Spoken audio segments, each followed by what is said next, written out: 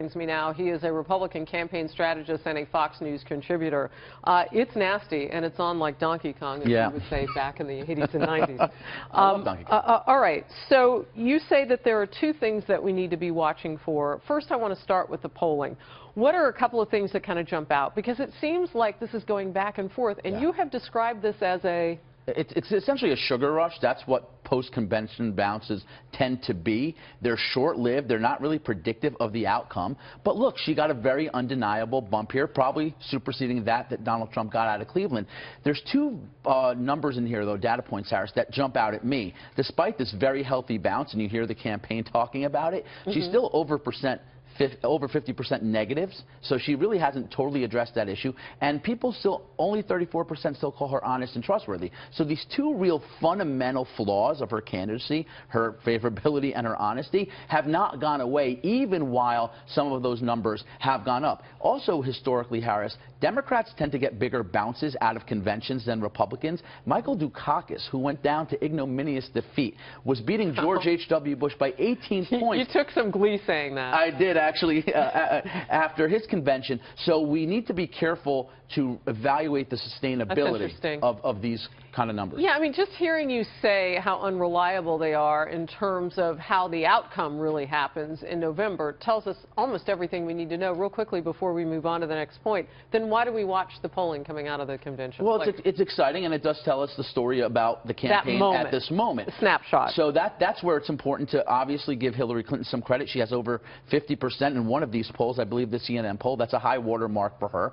But again, how much longer is that number going to be sustained, and what are the state-by-state numbers? Remember, this is a national poll. In some places, he's leading her. Correct. In some states, by the way, that traditionally have gone Democrat, like Pennsylvania and Ohio, the numbers are still within the statistical margin of error. And now that's interesting, because she talked all about her dad and growing up in Scranton, Pennsylvania. We saw, obviously, the convention, the DNC convention was in Philadelphia, but she and Tim Kaine stuck around, and they did many events. You think there's no happenstance with that? Well, look, clearly Pennsylvania has become a very critical swing state. In fact, I think it almost may have flipped with Virginia, which traditionally the big swing states have been Florida, Virginia, Ohio. I think it's now Ohio, Florida, Pennsylvania. I think Hillary Clinton probably has a stronger edge in Virginia than she would have otherwise 4 years ago. Okay, let's cook along. I don't want to be rude, but I got to cover two more points with you. Let's talk money in those swing states.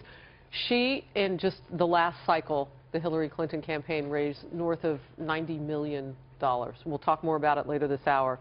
Donald Trump is not doing that. We saw, at least not demonstrably, not publicly. We saw the Koch brothers, Charles Koch, come out over the weekend and say why he's not putting money into the Trump campaign. Does it matter? It matters to a degree. I do think Donald Trump at some point has to begin running the trappings and elements of a traditional campaign. That being said, Hillary Clinton has done something that should scare every media advertising buyer in America. What is that? She spent $500,000 a day and basically has barely moved the needle in a lot of these swing states. So it brings to the question law of diminishing returns. And again, because both of them are such well-known commodities, is their paid advertising really going to move things all that much? I would argue that it does to some degree. It's, again, an essential element, but it does have a limitation to its effect. I had not heard anybody say, at least to me, $500,000 per day, and then now she has this next money haul. That's a lot of money to stay where you are. And she started early, by the way. This is the Obama model. But I mean, that's like running in place and someone throwing dollars at you while you're running, and you still don't go any faster. Correct. And that goes back to my original point about these post-convention bounce polls. It doesn't really necessarily solve her longer-term problem. Now, in politics, 90 days is long-term. Sure, has she had a good week, and has Donald Trump had a bad week? Yes, and you're going to see that reflected in the polling that probably comes out in the future. But that's probably going to flip as she reminds voters, possibly, why they don't like her in the first place. The Clinton Foundation under intense scrutiny this week. There are a lot of things going on with her campaign. We're expecting another email dump from the hackers that hit the DNC and the DCCC.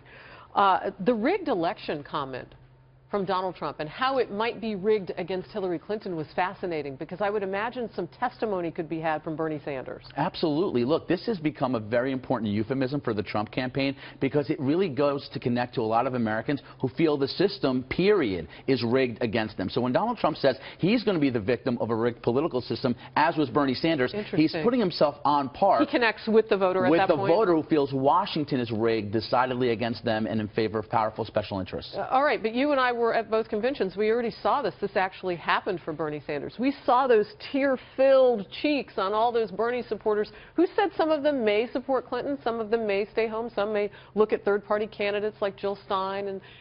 Yeah, so it's interesting. He hits, so where does she connect? I mean, is there a point where Republicans are saying, well, let's watch out for Hillary before she connects? Yeah, look, her biggest virtue is competency and the fact that she is going to say, I'm far more, and you heard the president today in a press conference say, qualified to be president of the United States over Donald Trump, where she has done a better job than Trump, and I do think he has to consider this going forward, is she has totally defined him. They're not even mincing words or playing with nuances, Harris. They're saying, as you heard from the president, that Donald Trump is wholly unqualified from being president of the United States. Not effectively enough, because every time he does, he creates a self-inflicted distraction that doesn't allow the media cycle and the attention to remain focused. This has to become, as fast as possible for Donald Trump, a classic referendum against Hillary Clinton, Barack Obama, and the status quo. If he does that, he can win, and probably will win, because all the macro dynamics in this race are on his side. People don't like the direction of the country, 70%. They want an outsider. That's him. There's economic insecurity. There's fears of terrorism every day. Those are strong issues for him. He can win if he doesn't get in his own way. He talked about those in his RNC speech, his acceptance speech. It's interesting. Great to see you always. Great to see you. Thank you, my friend. We'll see you later.